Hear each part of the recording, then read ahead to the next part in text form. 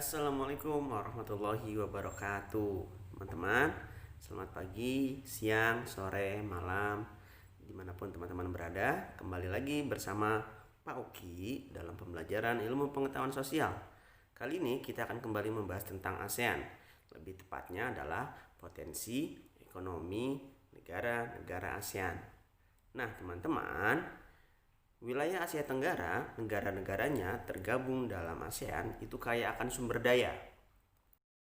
3 dari 17 negara paling beragam di dunia adalah anggota ASEAN. Mereka adalah Indonesia, Malaysia, dan Filipina. Negara di ASEAN relatif punya sumber daya yang sama karena terletak di sekitar garis khatulistiwa. Nah, namun tiap negara itu punya keunggulan dan sumber komoditasnya masing-masing. Apa saja? Kita coba bahas satu-satu ya. Untuk Indonesia tercatat sebagai pemasok minyak mentah dan gas alam. Selain itu, Indonesia juga pengekspor utama karet, kopi, coklat, ikan, dan minyak serta kelapa sawit. Indonesia juga memproduksi gula, teh, tembakau, kopra, dan rempah-rempah. Lanjut nih ke negara Malaysia.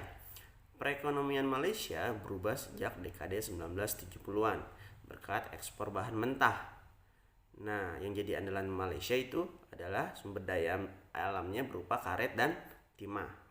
Selain itu, Malaysia juga penghasil minyak kelapa sawit, minyak bumi, dan gas alam. Kayu-kayu yang diperdagangkan di dunia juga banyak berasal dari Malaysia.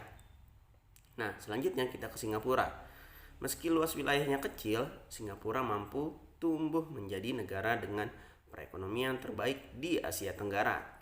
Berbeda dengan tetangga-tetangganya yang mengandalkan sumber daya alam, Singapura lebih bertumpu kepada sektor perdagangan.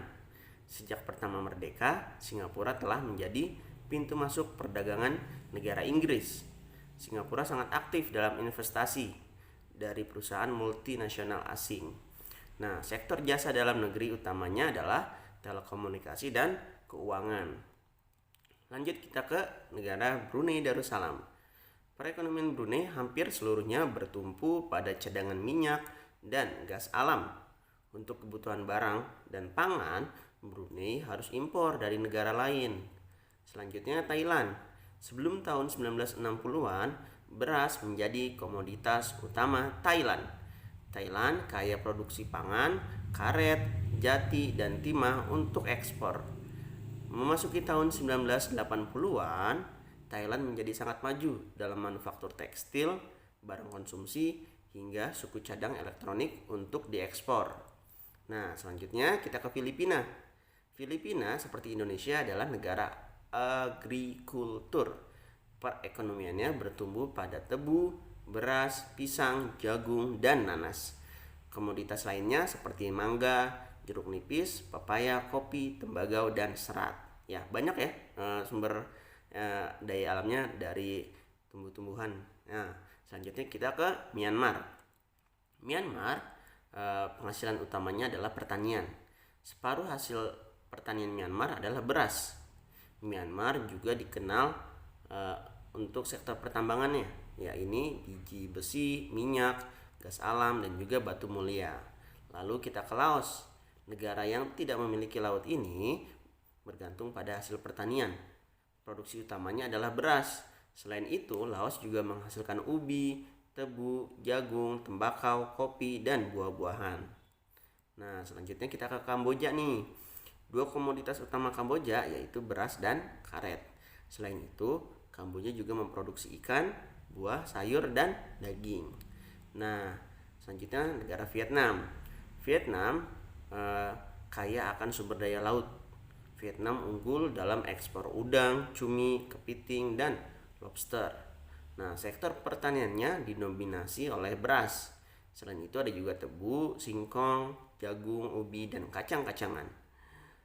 Buah-buahan seperti kelapa, pisang juga sangat banyak di Vietnam. Hutan Vietnam kaya akan hasil rotan, kayu, dan juga arang. Kandungan alamnya meliputi batu bara, besi, kromium, timah, dan emas.